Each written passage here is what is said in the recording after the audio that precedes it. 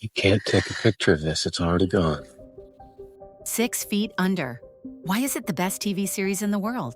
Yes, I made such a bold opening because for a certain group of people, including myself, this series is the most unique production ever made, with its extraordinary subject, magnificent characters, strong literary dimension, famous finale, and its complete honesty about life.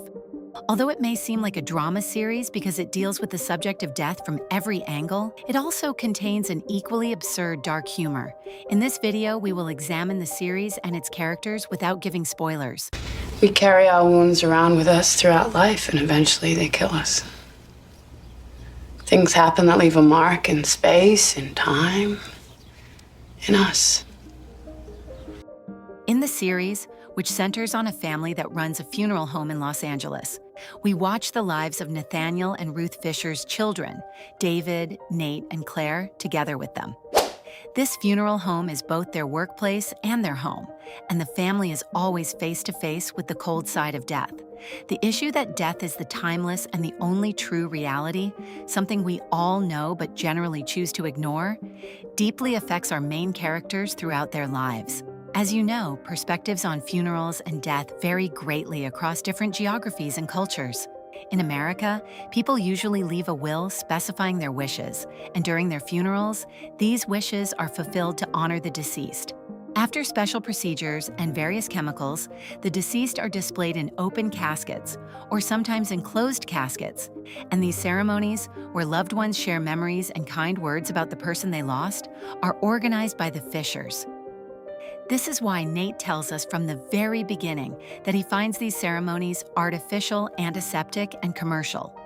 He says that when he once witnessed a funeral ceremony in Sicily, he found the lamentations and grief in that ritual very different and much more genuine. We can easily say that all members of the family struggle to express their emotions or to form strong bonds. In my opinion, the Fisher siblings symbolize 3 different ways of a person confronting themselves. Nate does this with a selfishness that sometimes borders on hidden arrogance. Claire does it through sarcasm, and David by developing a sense of worthlessness. Father Nathaniel is quite intelligent, somewhat indifferent, and a character slightly outside the typical father figure. Throughout the series, we witness the consequences of the affection and attention he failed to give his family. However, these words of his summarize his outlook on life in a very profound way. You're not even grateful, are you? Grateful for the worst fucking experience of my life? You hang on to your pain like it means something, like it's worth something. Well, let me tell you, it's not worth shit. Let it go. Infinite possibilities, and all he can do is whine. Well, what am I supposed to do? What do you think? You can do anything, you lucky bastard. You're alive. What's a little pain compared to that? Ruth, on the other hand, is a mother who married very young and inexperienced, and seems to have never fully found what she expected from that marriage.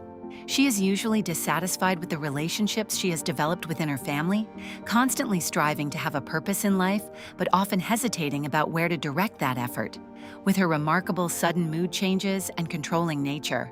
Throughout 5 seasons, we witness this woman's intense struggle with herself.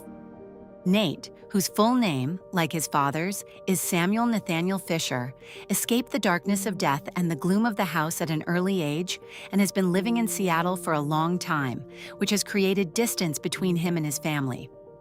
Although we feel that Nate wants to live a more outgoing and positive life, throughout the seasons we witness the dilemmas he falls into, most clearly the conflict between the person he wants to be and the person he thinks he should be. David is basically the middle child who struggles with insecurities and sensitivities due to both hiding his homosexuality and feeling that he is not sufficiently appreciated, despite being the only child who continues the family business. David's character development, the relationships he forms, and his attempts to change the way he approaches himself become absolutely fascinating to watch thanks to the brilliant acting. The youngest of the house is Claire. At the beginning of the series, she seems like a typical teenager who wants to be taken more seriously and feels misunderstood. Yet despite her disgusted facial expressions toward almost every emotional display and her sarcastic approach, her sharp observations and ability to look at events from an outside perspective sometimes leave us in amazement. The character I believe the writers enjoyed writing the most is Brenda. This extraordinary woman struggles through life with the legacy of the traumas she experienced in childhood and the pathological family she comes from. Unlike the Fisher family, she can often express her emotions freely, sometimes choosing to engage in disturbing conversations.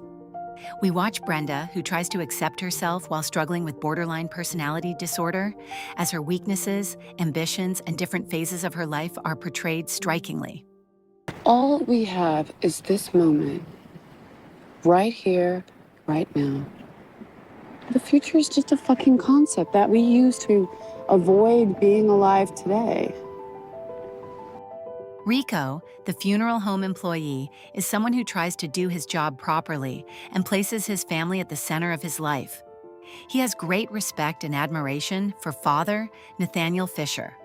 However, from time to time, he remains a somewhat superficial character due to cultural differences. The series also explores several side themes in depth, such as a strong critique of capitalism through the struggle with the Kroner brothers, and the use of sexuality sometimes as a weapon, as revenge, or as a means of self-validation.